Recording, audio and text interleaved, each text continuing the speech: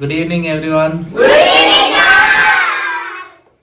అంగదేశంలో వాళ్ళకి కరువు వచ్చింది కదా, వాళ్ళకి కరువు పోవడానికి ఈ ఋషశృంగుడు వస్తే వాళ్ళకి వర్షాలు పడితే కరువు పోతుంది అని చెప్పి రోమపాదుడు చెప్తే ఆయన ఋషశృంగుని తీసుకొని వచ్చారు. బ్రాహ్మణులకు చెప్తే వాళ్ళు భయపడ్డారు. ఎందుకు? వాళ్ళు శపిస్తారు, శాపం పెడతారని చెప్పి భయపడ్డాడు అనమాట.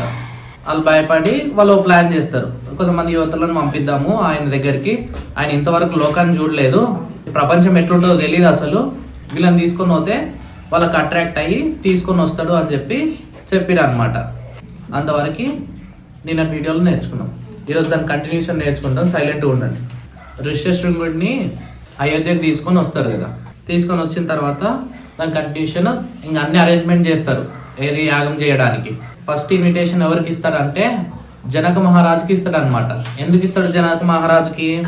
తన పుత్రులకి కన్యాదానం చేసి తన మామ అవుతాడని చెప్పి ఫస్ట్ ఇన్విటేషన్ జనక మహారాజుకి ఇస్తాడనమాట. తర్వాత సామంత రాజులందరికీ పిలుస్తాడనమాట యాగానికి. ఈ యాగం ఎంత గొప్పదంటే యజ్ఞాశ్వం, అశ్వం అంటే గుర్రం, యజ్ఞాశ్వాన్ని భూమండలం మొత్తం సంవత్సరం పాటు తిప్పుతారు. దాంతోపాటు 400 మంది క్షత్రియులు ఉంటారు అనమాట. మళ్ళీ లాస్ట్కి అయోధ్యకు వస్తుంది. అయోధ్యకు వచ్చిన తర్వాతనే ఈ అశ్వమేధ యాగం స్టార్ట్ అవుతుంది అనమాట. యజ్ఞం స్టార్ట్ అవడానికి ముందు కావాల్సిన ప్రిపరేషన్స్ అన్నీ చేసుకుంటారు. దానికి కావాల్సిన యజ్ఞ కర్మలన్నీ పూర్తి అయిపోతాయి అన్నమాట. దాని తర్వాత దశరథ మహారాజు మరియు పట్టపురాణి కౌసల్యాదేవి వీళ్ళిద్దరు వచ్చి ఆ యజ్ఞాశ్వం చుట్టూ ప్రదక్షిణలు చేస్తారనమాట. వేద విధానం ప్రకారం ఆ అశ్వాన్ని 3 ఖడ్గ ప్రహారాలతో అశ్వం శిరస్సు ఛేదించారు. అంటే ఆ 3 టైమ్స్కే దాని హెడ్ కట్ చేసేసారు అనమాట.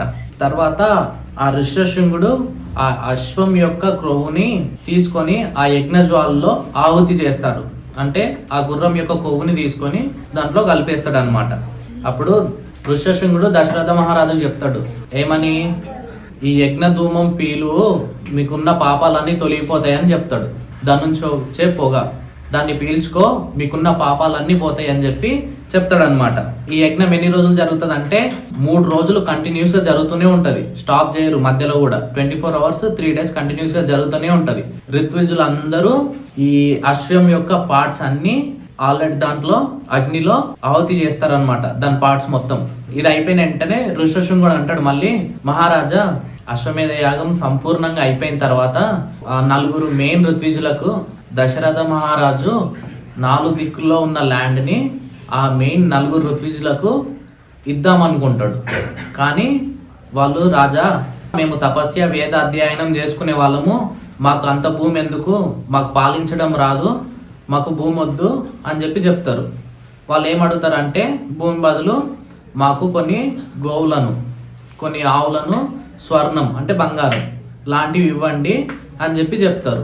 ఇక్కడ మీరు ఏం నేర్చుకోవచ్చు? వాళ్ళ భూమిని ఇస్తాడు. వాళ్ళు ఎంత అడిగితే అంత 4 దిక్కుల వాళ్ళందరికీ. కానీ వీళ్ళు రిజెక్ట్ చేసిర్రు. మహాజ్ఞానులు ఎప్పుడు వాళ్ళకి పవర్ కావాలనుకోరు, వాళ్ళు ధర్మం సైడ్ నిలబడతారు. అంటే వాళ్ళకి ఏం కావాలో వాళ్ళకి తెలుసు. వాళ్ళకి అనవసరమైంది తీసుకొని లేనిపోని హెడేక్స్ పెట్టుకోలేదు. ఇప్పుడు వాళ్ళు ఆ ల్యాండ్ తీసుకుంటే అది మళ్ళీ కొత్త రాజ్యం, లేకపోతే వాళ్ళని పరిపాలించాలి, అక్కడ జనాలు ఉంటారు, ఇంకేదో చేయాలి, అది కొత్త హెడేక్. మనము అశ్వమేధ యాగం పూర్తి చేసుకున్నాము, కానీ పిల్లల కోసం ఇంకొక యాగం చేయాల్సి వస్తుంది, అదే పుత్ర కామేష్టి యాగం అని చెప్పి చెప్తాడు అనమాట. అప్పుడు దానికి దశరథ మహారాజు కొంచెం కూడా ఆలోచించకుండా ఓకే చెప్పేస్తాడు, చేసేద్దామని చెప్తాడు అనమాట. ఆ యజ్ఞం చేయడానికి కొంతకాలం టైం పడుతుంది అనమాట. ఈ సమయంలోనే దేవతలందరూ గ్యాదర్ అయ్యి బ్రహ్మదేవుని దగ్గరికి వెళ్తారు అనమాట.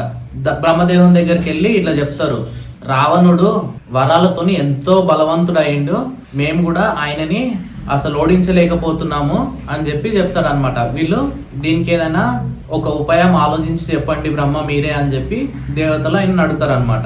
అప్పుడు బ్రహ్మ రిప్లై ఇస్తాడు ఏమనంటే, రావణుడికి చాలా వరాలు ఉన్నాయి, ఆయన ఒక వరం అడగలేదు, ఆయనకు అన్ని వరాలు ఉన్నాయి, కానీ నేను మనుషులతోని చంపబడకూడదు అని చెప్పి వరం అడగలేదు అనమాట. ఎవరిని అడగలేదు, ఆ వరం లేదు ఆయనకి.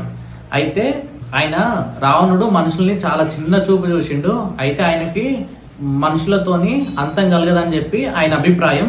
కానీ రావణుడికి మనిషి రూపంలో ఉన్న వాళ్ళతోనే అంతం జరుగుతుంది అని చెప్పి బ్రహ్మదేవుడు చెప్తాడు అనమాట. ఇది జరుగుతున్నప్పుడే, ఇది బ్రహ్మదేవుడు వాళ్ళకి చెప్తున్నప్పుడే అదే టైంలో అక్కడికి విష్ణుమూర్తి ఆయన గరుడ వాహనం మీద సడన్ గా వచ్చిండు. ఎట్లా 1,00,00,000 తేజస్సుతోని మొత్తం స్పార్క్లింగ్ లైట్స్ తోని వచ్చి అక్కడ నిలబడ్డాడు అనమాట. అప్పుడు దేవతలు మళ్ళీ విష్ణుమూర్తిని వేడుకున్నారు. జగపతి, దశరథ మహారాజుడికి పుట్టే కుమారులో మీ అవతారాన్ని ఆవహించి ఆ రావణుడిని సంహరించేలాగా శక్తిని ఇవ్వండి అని చెప్పి విష్ణుమూర్తిని అడుగుతారు అనమాట. అప్పుడు విష్ణుమూర్తి రిప్లై ఇస్తాడు, ఏమని, మీరేం భయపడకండి, నేను వాళ్ళలో అవతరించి నేను రావణుడిని సంహరిస్తాను. రావణుడిని సంహరించిన తర్వాత 11,000 సంవత్సరాలు నేను రాజ్యాన్ని పరిపాలిస్తాను ధర్మంగా అని చెప్పి చెప్తాడు అనమాట.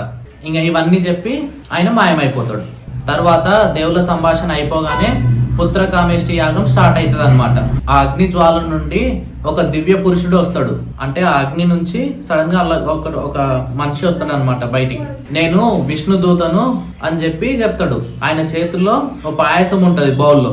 ఈ పాయసాన్ని మీ 3 రాణులకు ఇవ్వండి, మీకు 4 పుత్రులు పుడతారు అని చెప్పేసి ఆయన చెప్తాడు అనమాట. ఎవరు? విష్ణుదూత చెప్పి మాయమైపోతాడు. పోయి ఫస్ట్ కౌసల్యకి హాఫ్ ఇస్తాడు, కైకేయికి 1/8 పార్ట్ ఇస్తాడు, మళ్ళా సుమిత్రకి 1/4 పార్ట్ ఇస్తాడు.